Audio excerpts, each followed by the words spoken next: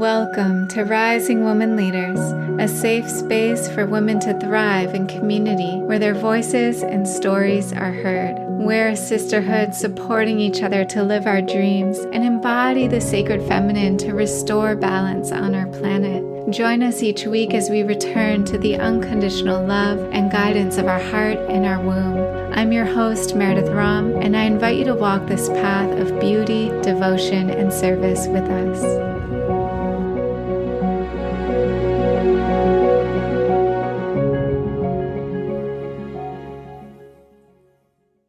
I'm here today with Numana Marie Joy, who is sparking a global awakening, a future where womb healers exist in every city, where women bleed and birth children and creative visions with greater ease, and where cycles are no longer ruled by PMS, pain, or disconnection.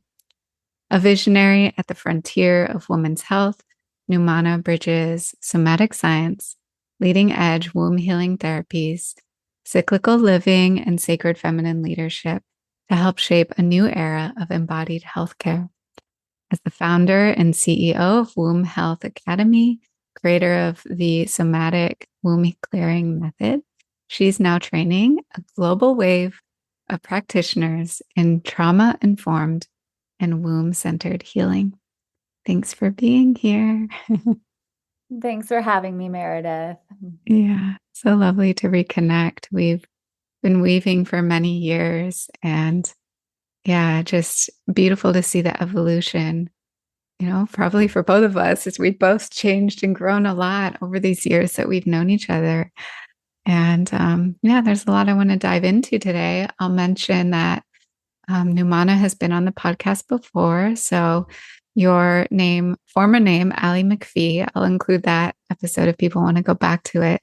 I'd love to start there and just hear a little bit about your name change and this evolution of who you're becoming now. If you want to speak anything to who you were and what has been evolving within you and this rebirth with your name, wherever you want to start. Absolutely. I'm reminiscing back to when we did that podcast. We met on Kauai right after the pandemic. We both arrived there, and it was a really profound time, a very sacred experience to be able to live on that island. And I remember doing the podcast with you, and it was so fun. So I'm grateful you're doing these podcasts again. Happy to be back. And yeah, there's been many changes for both of us. You becoming a mother, me also with my name change and the evolution of my business. And I'd love to answer the question about my name change. It's been a very incredible and confusing transition. I was once told in the School of Metaphysics, which I attended for a year and a half in 2012, that our names carry vibration and it's a frequency. So if our name changes when we get married, we take on our partner's last name, or if our name just changes, it can create a shift in our life. And in 2018, I was actually reading a book called The Magdalene Manuscript and doing some of the breathwork practices inside of that book. And during a breathwork practice, I actually heard Numana, Numana Joy. And it felt that God, Goddess, the creator, was addressing me. At the time, I was deeply immersed on the priestess path. And I had heard that priestesses were receiving their name. And I even saw a mentor of mine shift her name, a couple mentors of mine shift their names. And so I had this curiosity about what's my priestess name? Do I have one? And so I was definitely in an inquiry around that. And I did not expect to audibly hear this name come through. It was such a clear knowing. And soon after that, I moved from Indianapolis to Ashland, Oregon. And I actually started to serve the goddess temple there of Ashland, Oregon with my mentor, Graylin. And when everyone asked me what my name was, I decided to introduce myself as Numana. And I had never lived on the West Coast. I didn't know anyone in that city. It was a big leap to move from the Midwest, Indiana, to Ashland, Oregon. And that's already a huge change. And then also shifting my name, it was too much, too fast. My system went into shock. So I shifted back to Allie and I only used Numana when I was serving as priestess or leading retreats or doing ritual on the earth, making offerings. It really felt that that name encompassed the energy I was in when I was in service. And so some people knew me as Numana, but I maintained the name Allie. And then when I was living on Kauai and I moved there unexpectedly in 2020 during the pandemic. I was actually moving off, or I was moving out of Ashland, Oregon. I was moving down to San Diego. I was putting all my stuff in storage. I was chefing and leading a retreat on Kauai. And then the pandemic happened, and I didn't have a home, and I didn't want to move to San Diego, this big city, during a global shutdown. And so I ended up on Kauai waiting to see if my retreat would get postponed, which it did. And then I ended up staying there for 5 years. And that's where we met. And so during it was 2023, my life started to feel like the way I was living it, something needed to change. There was an evolution that wanted to happen. And I had planned the entire summer to go travel and offer my somatic womb clearing ceremonies at festivals, and I ended up canceling everything and staying on the island. I needed rest. There was a big rebirth coming through. And again, I got a message, you need to use the name Numana. It came through in the past, but you weren't ready to embody it.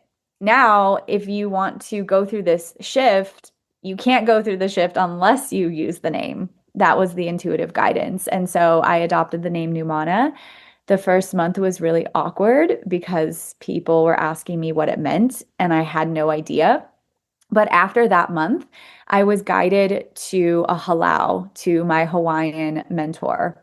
And I joined the halau. It was a really beautiful experience. I got to be part of it actively for a year and a half and learn hula and just the ancient Hawaiian, more mystical lineage as well, and the language. And so when I introduced myself, my mentor said, Numana, Nu'umana in Hawaiian, and she translated to me the meaning of it because there is no real meaning of it. But if you take Nu'u and Mana, she put it together and she said it means the balance of giving and receiving. So the infinity symbol, Mm. and that's where I had this big aha moment because I had done a lot of ancestral healing, a lot of lineage work up to that point, and I was very much aware around the martyrdom wound in my lineage and how that lives within me. And also being a Virgo, sometimes I would still self-sacrifice for my job, for all the people I was serving. In the past, 10 years ago, it led to hormonal burnout, 14-day periods, and periodically it would emerge still. And so I realized, oh, the taking on of this name is actually an embodiment of this balance of giving and receiving. And so many women feel selfish to rest, feel guilty to rest, oftentimes overgive, are deeply in service to their families. And we need to remember that we got to fill our cups up as well.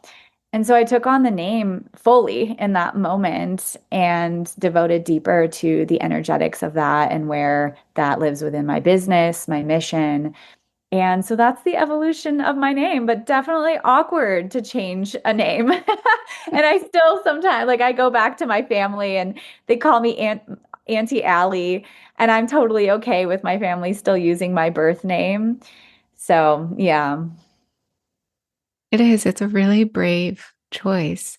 And I've heard that too about the energy shifting. And I've definitely sat with the question of changing my name at different points, especially when I got married. I chose to keep my name, but yeah, it's really interesting how it can shift things energetically and what I've seen in people. And I always assumed that it was related to Hawaii because it sounds Hawaiian, but to hear that it came in for you before that whole journey, there was Well, something. What's interesting is I had recently been on Kauai chefing for a retreat, a rose Wow. lineage retreat. And then I went back to Indianapolis, was planning on moving to Oregon. And it was several weeks after I'd been on Kauai that in that meditation practice it came through. So I do think it was related. Yeah. And yeah, just wild. Mhm. Yeah. It feels like something there in your soul lineage is connected to it too. Absolutely. I love that. I love that piece about what you're healing in your ancestral lineage of the martyrdom. That must have been such a powerful moment when she told you the meaning of balance and giving and receiving. I love that. Absolutely. Yeah, it felt like it all clicked at that moment. And I also just want to speak to your name, Meredith, Mare, being of the Mary, the Rose line, that Yes. lineage. Your name is part of that. And that's why I decided to keep my middle name, Marie, Numana Marie Joy, because it is Yeah. part of that lineage. And any of the Marys, Meredith, Miriam, Madeline, it's all part of that lineage. And my cousin, my female cousin, my mom, my two aunts, and my grandmother all share Marie as a middle name. And so I decided to keep that in honor of my family lineage. Yeah. And And the that's who Mary Magdalene is all over France. Marie Madeleine. Like you see that name everywhere. Yeah, it was only last year, I think, I was reading a book by Kathleen McGowan, and I had done my pilgrimage to southern France with Michael and my daughter Ella. And I got to this part in the book where she was talking about the name Mary and Miriam, and then she got to the ancient form MER, like the root of that was meant love in Mm, ancient Egyptian. I'm literally reading it in the book. MER like meant love in ancient Egyptian. And my whole life I've been asking my mom, where did you get this name? Why did you name me this? And what does it mean? And I had no idea what it meant. And I just was like, that's so interesting because I feel so connected to ancient Egypt. So MER. And then I realized that my name actually has Edith in it as well, which I hadn't realized. And I'm like, oh, well, let me look up what Edith means. And it was one who prospers in times of strife, mm. one who is willing to kind of just overcome to reach salvation. And I was one who like fate is willing to go headfirst into the challenge. I was like, wow, that feels really true. Uh, I'm getting just chills as you share all this, and perhaps it's inspiring the listeners to look up the etymology of their name and the meaning of their name. And that is incredible that Mare translates the origin as love. And that's truly what I believe the rose lineage was about the preservation of love, the path of the heart. And I believe that Yeshua, Jesus Christ, died on the cross and preserved this love. And I believe that Mary Magdalene, who lived, who found him, after he had passed, once he had resurrected, that she went on living and teaching and embodying love. And I also, too, had two pilgrimages to southern France. It is so cool that you got to go not only with your beloved, but also your daughter. And there are all these temples in southern France where it was said that Mary Magdalene went to and served after Christ's crucifixion. And the people of the land there accepted the version of God as both male and female. And so women could hold positions of power and authority in a patriarchal time. And so Mary Magdalene was able to serve as priestess, offering baptism. That's what I learned when I was there. And share these teachings of love, which then the people of that time period then became known as the Cathars. And so there's a religious group you can study a time period that they were embodying these teachings of love. And there's Oh my gosh, there's so much there to discover. That's why I went twice, and I probably will go back again. I'd love to bring my children when I end up having children. Hmm. Yeah, it's so deep. Yeah, my journey as well. I've felt connected to Mary Magdalene for a long time, but getting to go there. And then also, I've been studying more of just the historical background of her. And it's so interesting thinking back to her time and that she had 30 years after. I just listened to this yesterday. Jesus had 3 years in his public ministry. She had 30 years. And she was, yeah, traveling and evangelizing and teaching and sharing and of course also meditating and taking time in prayer and contemplation and yeah, all the sacred caves. There's so much there. So, I love the and it's one of immersion. our big heart connections, something with that. Absolutely. And it's powerful. We're sharing in on this podcast right now because her feast day was just 2 days ago, July 22nd. Yes, yes. So powerful. So, I wanted to loop back around to a question about the womb. Because you mentioned you felt like this burnout over giving was so connected to these long menstrual cycles. Do you want to share a little bit about your journey and how you help women with the womb and what you patterns you've noticed? That I imagine is a big one. Hmm. Absolutely. Well, my own story, and I believe I shared this on your previous podcast, it was my initiation onto the path and the work that I've been in service to the last 10 years. So the origin was I was on the birth control contraceptive. I took the pill for 5 years. I got on it towards the end of high school and took it throughout college. And the reason for that is I didn't know about my cycle. I didn't know about the fluctuating hormones and how there is a 3 to 6 day window where we're actually fertile and can get pregnant. That was not taught to me in high school. There was no education around that. And so I got on the birth control contraceptive, like so many of us, because of that reason, didn't want to get pregnant. And also, I had very painful periods at one point. So eventually, I decided to stop taking the birth control pill, and I didn't get a period for 2 years. And then when it finally came back, I was actually opening a restaurant. I was a head chef. It was the first of its kind, gluten-free, dairy-free, very health oriented. I was managing a team. And as you know, you're starting a restaurant, it was a 60 to 80 hour work week. I had one day off. It was very high demanding on my feet all day. And my period came back. I was so excited, but it came back for 14 days every month. And this went on for a year.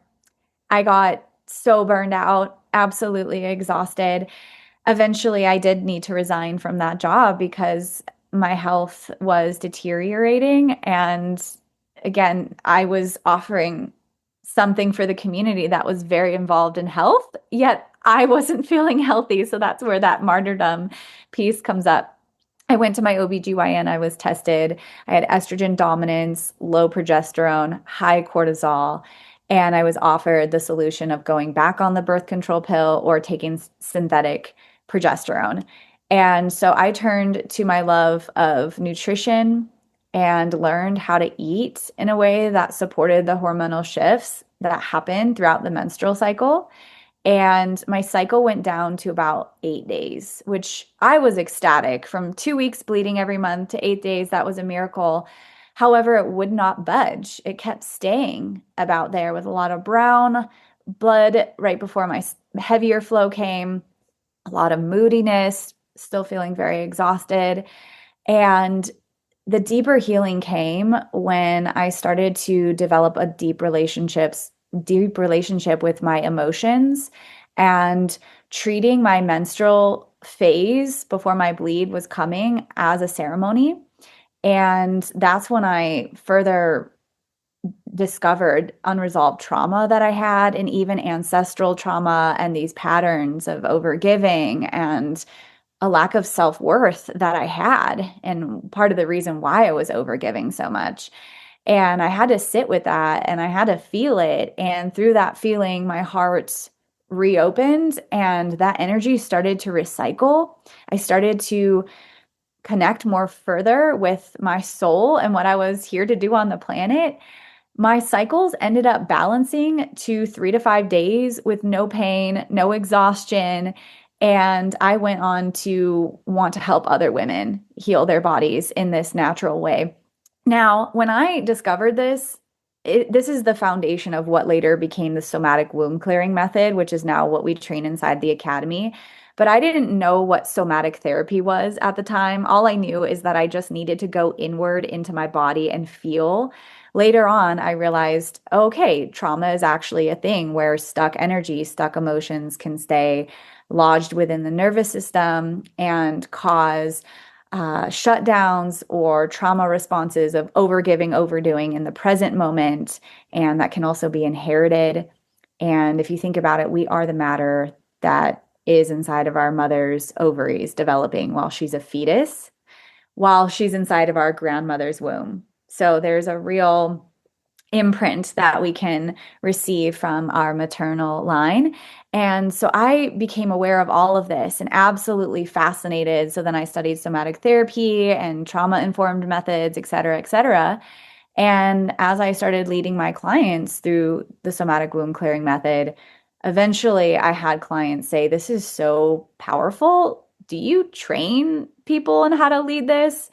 And so then that's how the Womb Health Academy, the practitioner training inside the Womb Health Academy was born, was through practitioners asking me about that method. And so it's been a really beautiful evolution stemming from my own challenges into I don't want other women to have to feel that they're in the dark and the only solution is to take a synthetic drug. There are other ways, and here are some of the factors: nutrition, unresolved trauma, ancestral healing, emotional release. All of this can help us come more fully into the relationship we have with our body and trusting our womb's wisdom, understanding our cycle, and having more creativity and having easier periods and feeling more connected while we're giving birth. It can benefit so many areas of womanhood. Mhm. Oh, I'm so glad that you're doing this and you followed the thread. And yeah, when you were speaking about it's so full circle what you're doing when you're speaking about the emotional piece. It's like, ah, yes, it always comes back to the emotions. And then beneath that, the unresolved traumas that are there, they affect our health and our well being and our body so much. And then the ancestral piece too, it's clearing and healing so much for what our ancestors didn't have the tools, the time, the resources, the space, the support. And so, yeah, just seeing that you and the future generations from here and all the women that you're helping, big shifts, big ripple effects in that. Yeah. Mm. And tell me about your connection to the honeybees, because I know the honeybees are they're very connected to the priestess path. I feel they're very connected to the womb as well. What has been your journey with them? Wow, the honeybees. When I was in Ashland, Oregon, I lived in a house with several other women who were also on the priestess path and serving the goddess temple. One of them was actually studying the path of pollen at the time and the honeybees.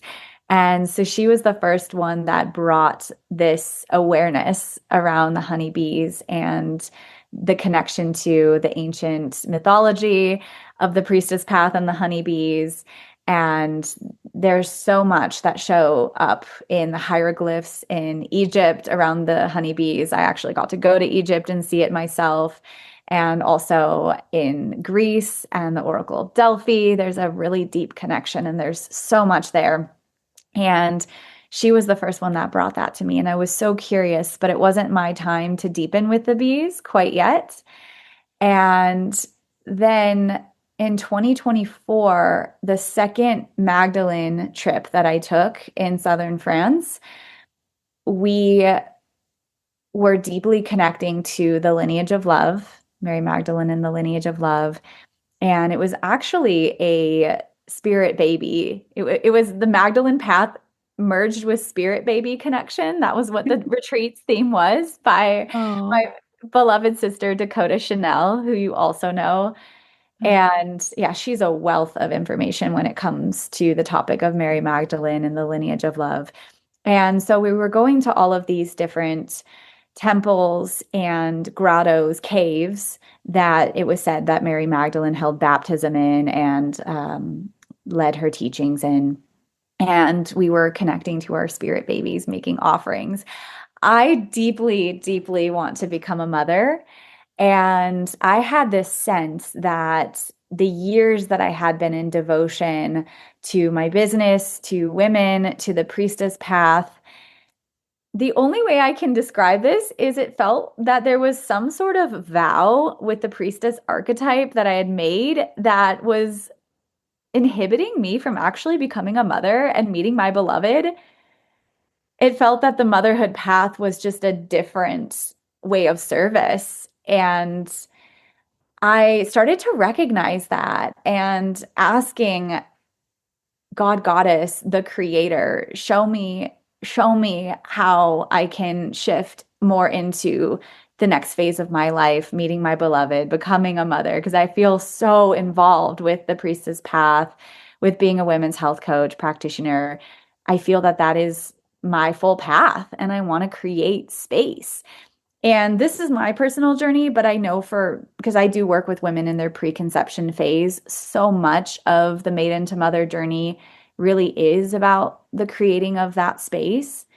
And so we're making offerings to our spirit babies. We're communing with them energetically. And I'm sitting outside of this vast cave in the Pyrenees Mountains.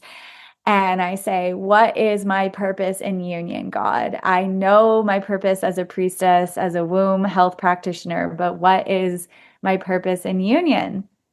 And I heard collaborate. And I said, of course, I'll collaborate more. And I heard, no, collaborate with another species. Serve the bees, and you will deeply serve Mother Earth. And it'll bring you into more union, into more harmony. And now, what's really cool about these caves in southern France, and then I also went to the Oracle of Delphi in Greece right after that, is there are pollinators everywhere at the base of these caves. There's bees, there's butterflies, dragonflies everywhere. And so I was very immersed with them. They were all around when this was happening. And after about a month of this journey, I went back to the Midwest to visit my family. And I was so excited to be in service to the bees. And then I end up going hiking in the forest near my childhood home, and I step on a bee. And I haven't had too many bee stings in my life. And so I really saw the significance of this. And my foot blew up. It swelled up for 5 days. And my mom is like, take this Benadryl. Oh my gosh, she's all concerned for me. And I'm just sitting there knowing that venom is actually, it can be therapeutic. If you're not allergic to bees, there is venom therapy that practitioners will do. And I will say now that I've studied, because I'll get to this point in the story, but now that I'm living in Boulder, Colorado, I was actually called in this maiden to mother journey to move off the island, to leave the caves and to immerse myself more in society. And I have met my beloved now. And I got to work with a beekeeper who is also connected to the bee priestess lineage. And she has taught me that when in doing venom therapy, just for the listeners, who may be curious about this, that it's really important to have a relationship with the bees and be in right relationship if receiving venom therapy as a choice, because when the stinger is offered, the bees oftentimes will die. And so they give their life up in venom therapy. So just having a relationship with the bees, giving to them, that reciprocity is key. Again, the meaning of my name, Numana, the balance of giving and receiving, reciprocity. So, anyways, in this moment, I step on a bee. My foot swells up for 5 days. I know the importance of venom and it being medicinal, and that there can be acupuncture. Like it was actually said, original acupuncturists were using venom. And so I knew that, okay, whatever's happening, this is an activation for me. This is I need this for some reason. And so I didn't take the Benadryl, but I did tell my mom after 5 days, if the swelling doesn't go down, I will take it. And sure enough, the fifth morning I woke up, my foot had gone down in swelling. So then I go back to the island, and one of my friends who was also on that Magdalene retreat, she calls me up and she says, I have an invitation for you. I'm like, what is this? And she said, as soon as I got back from southern France, I had to come back swiftly because I inherited a nonprofit and it's in service to the honeybees and all the bees here on the island. And so for a while, she asked me if I wanted to be a part of it. So that's where I got to start being of service to the bees.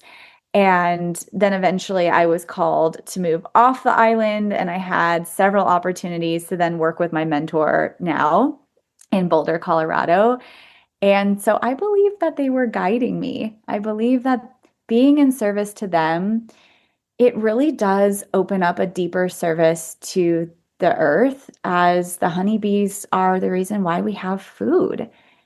Their pollination, it's absolutely needed. And so, believe it or not, just a couple days ago when it was Mary Magdalene's feast day, I was outside laying on the earth, just having received my moon, my bleed, and I actually got stung. So, and I haven't been stung in a while. And so, yeah, my finger is still a little swollen. And Meredith, I told you this before we hopped on the podcast. What did you say the line was? The Oh, well, meridian. that it was your Jupiter finger. And Jupiter is related to teaching, the wisdom giver, the guru, but is also the bringer of children. So there you go. And I've been in such a deep prayer of becoming a mother. And there's been so much that has shifted in my life since that moment in southern France, moving off the island. And I do believe that this is all in that preparation, preconception journey. And so, anyways, I'm sharing about my story with the bees. There's so much more that can be talked about within them. And so I'm just going to invite people to start to research or explore your own threads if you have a curiosity. But I will say is that they did help me move off island. It's very hard to leave Kauai. It is. It It's is. it's a paradise, and I knew that it was time to move. And the bees are actually the messengers between life and death. In ancient Egypt, they do share that the bees help with the afterlife transition after somebody has died. And when I went back to the island in February to officially move off, it was so hard. I had so many attachments. And then my grandfather died at 95, just boom, gone. And so I thought I had weeks, and I was even planning on extending those weeks on the island. And then I had 6 days before his funeral to suddenly wrap it up quick, ship my car. And I ended up doing ceremony for my grandfather. And uh, I kid you not, Meredith, every time on the way to where I was going to do this ceremony for my grandfather on the island, I get out of the car, there's bees buzzing around me. There's bees showing up during the ritual. They were everywhere. And I was praying for my grandfather's soul and his transition.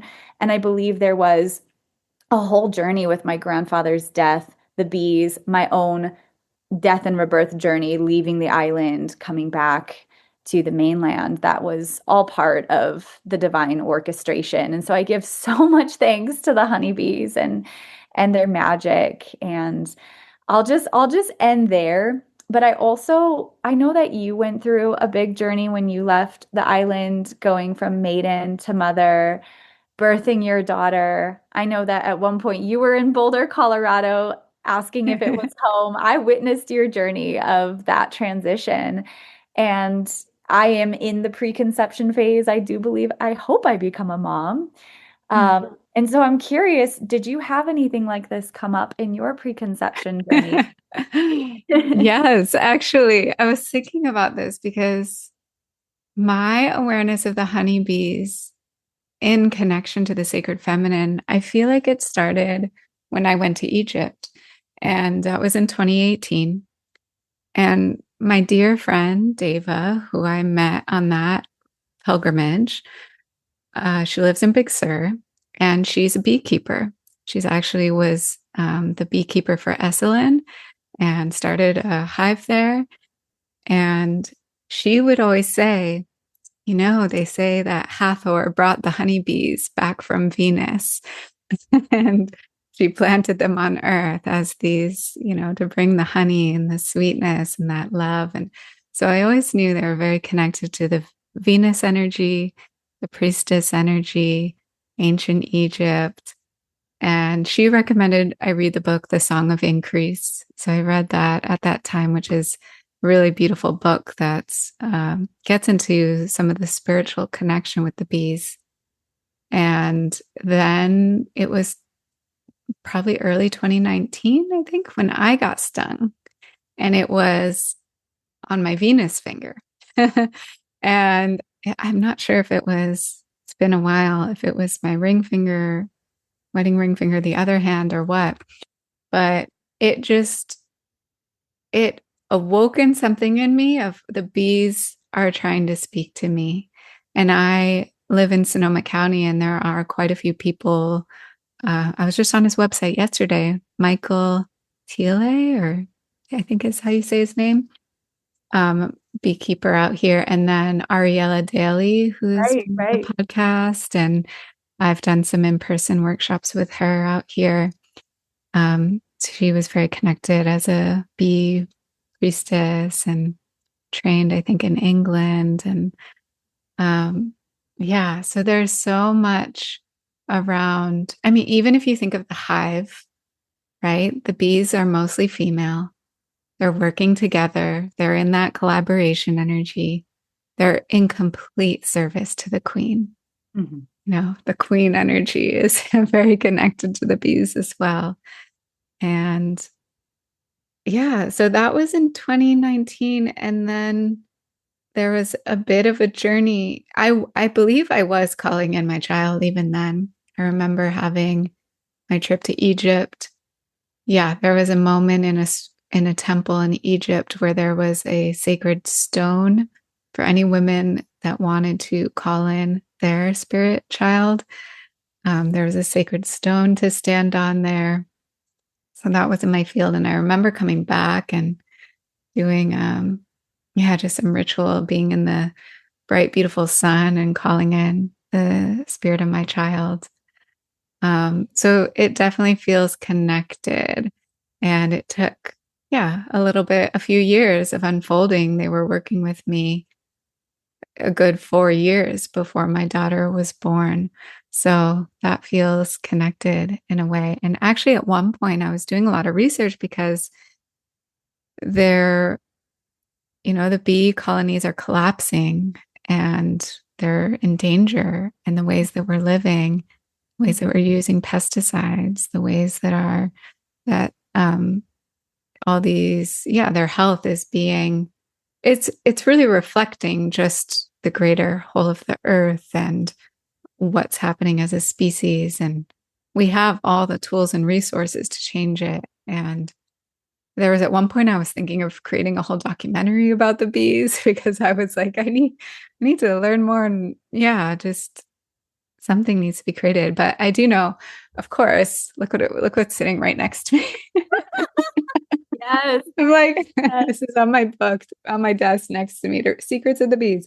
I haven't watched this documentary yet, but I'm so glad that it exists. And this was a few years ago, like moving through my consciousness. And I feel like it is starting to come into greater awareness now. And for those of you who didn't see what I just held up, it's a National Geographic called, and the main article is Secrets of the Bees.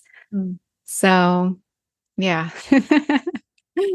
It's very much woven in, and I see their energy very much connected to the priestess, to Hathor, to the energy of fertility, the energy of procreation, creativity, and love. Mm. Really, Mm. Mm. they're in complete service. How hardworking they are, and uh, Mm-hmm. Mm-hmm. As you're speaking, there's a couple things that are coming to mind. So when the bees leave the hive and scout, they actually fly in the infinity symbol pattern, which is the balance of giving and receiving. So that service, that's actually a pattern of their flight.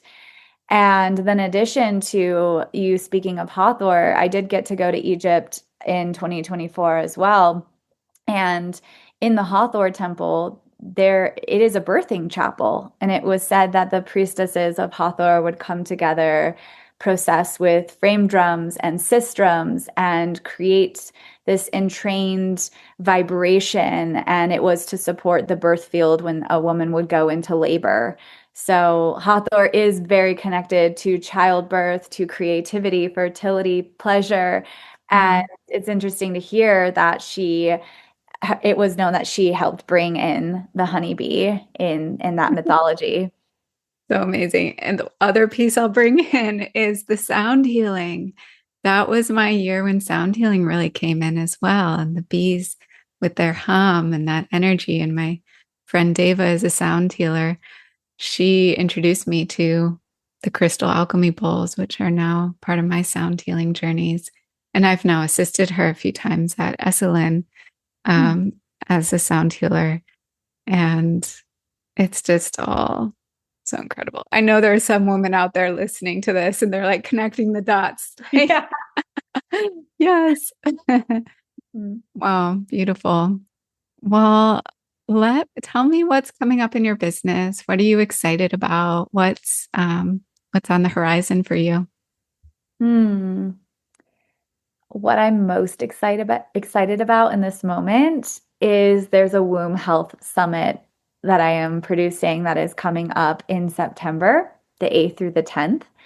And this has to do so much with my own personal journey of leaving Kauai, coming back to the mainland of America, wanting to be in deeper service. As you and I both know, the island can feel like a little bubble of sweet, timeless, playful energy. And I felt called to come immerse in person physically as people would work with me online or come out on retreats. I felt called to be of greater service with other humans, more humans. And so, this summit is actually the intersection of science, somatics, and the sacred. And I find that there can sometimes be actually, not sometimes, we do see this. There can be a very big disconnect between the East and the West. And I do believe that there's room for all of it in the conversation of how we are shaping women's healthcare. It is wonderful to understand the biology and the hormonal shifts and the science of that, as well as the nervous system and the autonomic nervous system and how it can impact the hormone health. And we also need to understand the somatic piece, the relationship we have with the body, and the psycho emotional, and how maybe you have complete normal labs, but there's still some imbalances in your menstrual cycle or having challenges with conceiving. What else can be there, right? And so that's where somatics is so important, having that relationship with the body. And then also the sacred, right? I know you dive deep into this rite of passage that women go through in these transitions and the phases of womanhood, whether it's made into mother or into perimenopause or menopause, and really tapping into the sacred wisdom that becomes available and the spirituality of womanhood.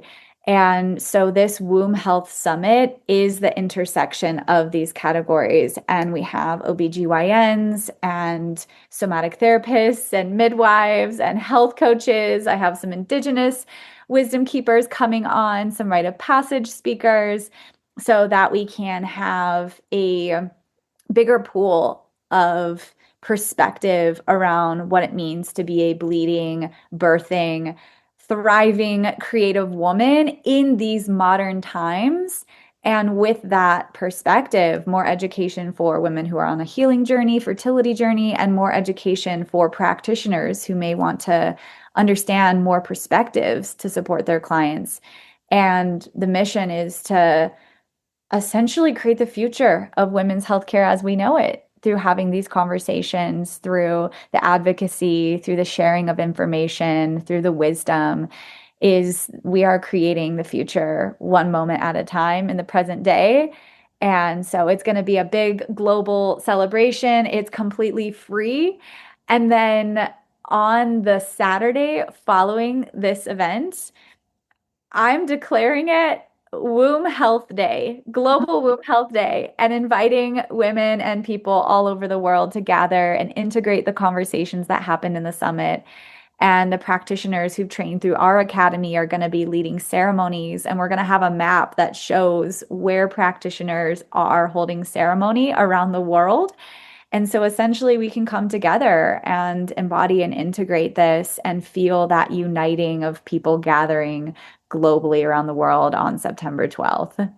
Oh, that's so amazing. It's, yeah, I love that you are being the bridge. This is really needed. Yeah, between all the different ways that we can look at healing and it not have to be either or, but rather what can we learn from East and from West and yeah, come together, share our knowledge. So beautiful. Happy to include any more details about it in the show notes. Um, Anything that you want to share on just, uh, I feel like an energy of getting to speak to you today is you have been very guided. Like there's been something for you about your intuition and listening, especially on your preconception journey and your love journey and your um, business journey. Do you want to speak to anything about just like, has that always been part of you? Did you have to find that somehow? What has strengthened it? Anything you want to speak to on that? Wow. Thank you for acknowledging that. I've gone on a big journey with this piece, and it led me to study the different clairs that there are of intuition, like clairvoyant, clairaudient, clairsentient. There's many. Clairvoyant, people will hear messages, people will see visions, people will feel and just know something. And I've realized that I'm actually all of them. And I believe we all have access to these intuitive gifts. Some people call it psychic. And some of us may have a relationship more with one of the gifts than the other. Like they just know something, or they have dreams and they have a prophecy come up in their dream and then it ends up coming true. And so, did I always have this gift? I believe that I was always very intuitive as a child. In fact, my spiritual initiation, the very first one, came when my grandmother died. This is the grandmother who had Marie in her as her middle name. And I was very close to her. She passed away shockingly when I was 8 years old, and I was in absolute distraught. And I was raised Catholic, so I had a very deep relationship with Father God from that religious upbringing, as well as my mother's deep connection to prayer. I really felt God through my mother as we prayed. And so I had my own relationship to God. And I remember after my grandmother died, I was in shock and I was in fear. And so I was praying every night, like, God, please don't take my mother. Please don't take my father. Please don't take my brother, like going through the whole list of family members. And after, I don't know how long this went on for, I ended up having a dream, and it was a lucid dream. And so if anyone doesn't know what a lucid dream is, it's when you become awake in the dream and know that you're dreaming while you're sleeping. And I'm walking down this path and I see this woman, and the closer I get, I realize it's my grandma.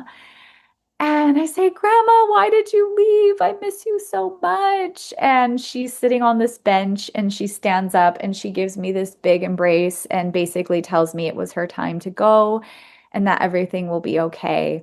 And I watched her walk away down the path and I allowed her to leave. I didn't chase after her, and I felt a lot of peace in my heart.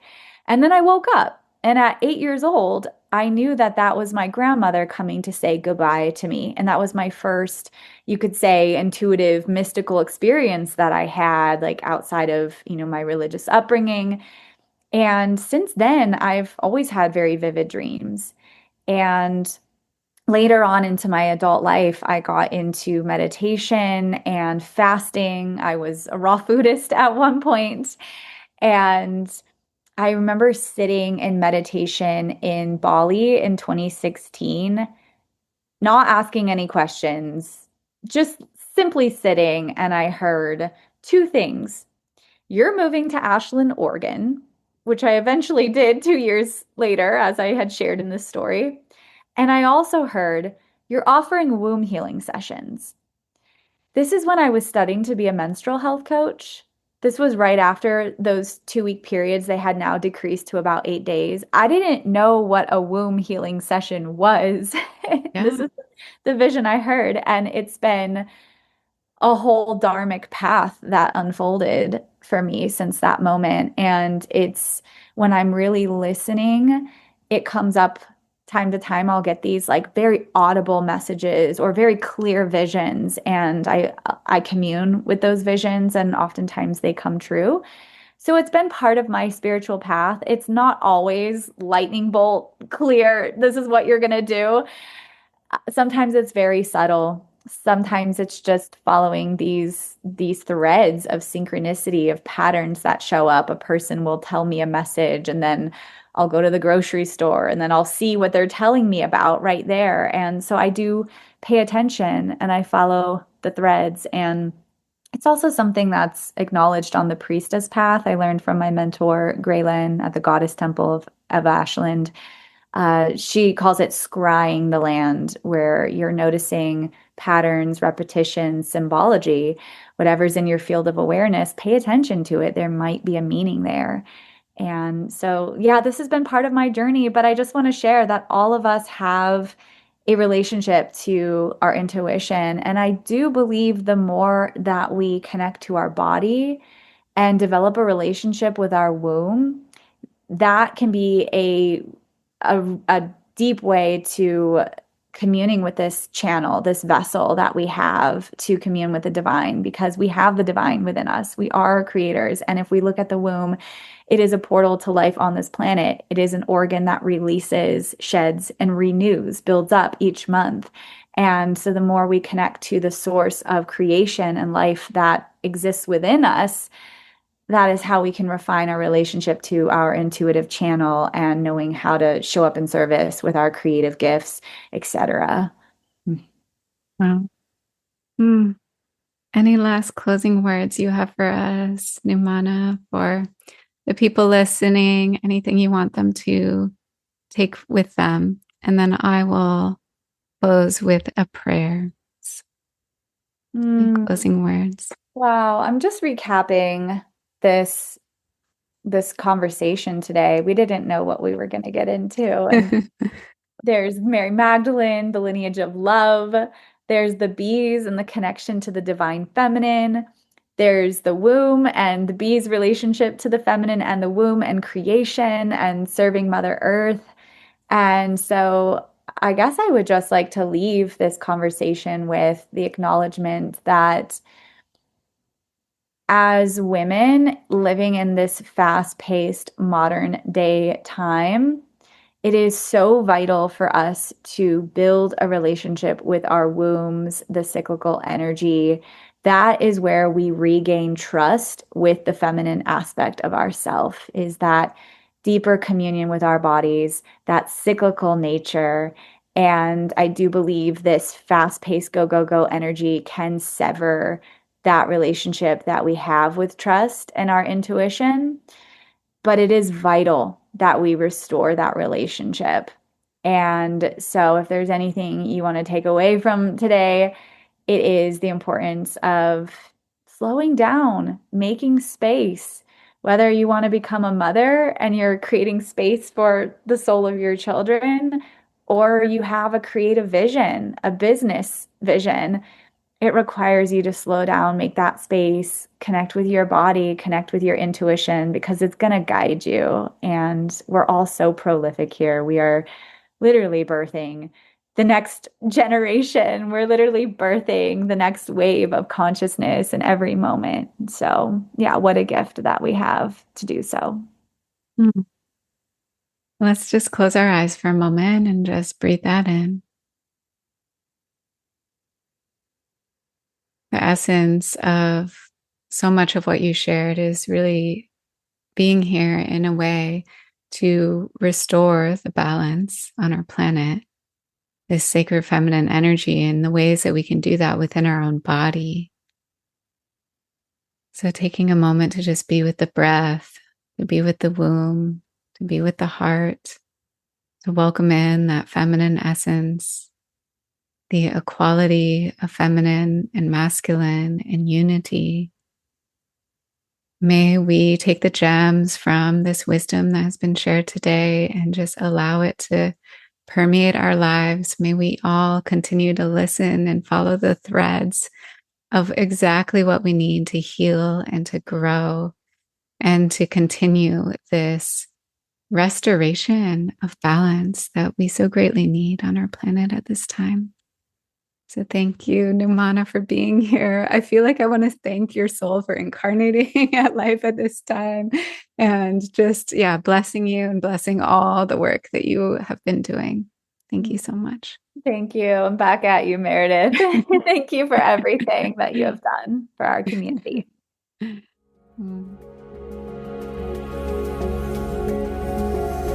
Thanks so much for taking the time to listen to this episode. If you liked it, share it with a friend or leave us a review and sign up for email updates at risingwomanleaders.com to be sure to receive all the new and inspiring content. Thanks again for being here. It's an honor to walk this path with you.